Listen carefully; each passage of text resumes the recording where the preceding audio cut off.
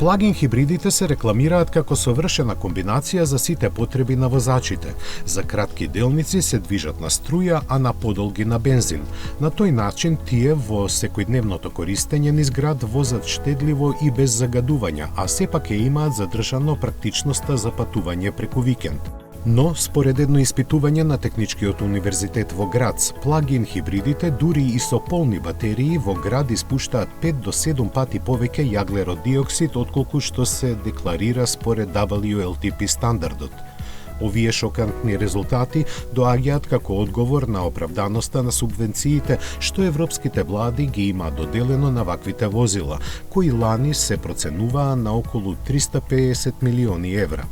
Со тестирање на возилата во реални услови, истражувачите на Австрискиот универзитет дошле до разлики кои се движат од 22 до дури 211% повеќе од бројките наведени во нивните спецификации.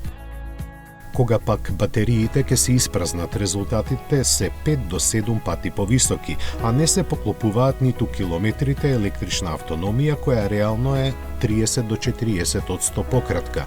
Нивниот заклучок е посебно важен, бидејќи 70% од плагин хибридите продадени во Европа се користат како службени возила, што значи дека возачите не се грижат многу за тоа дали батериите им се полни или не.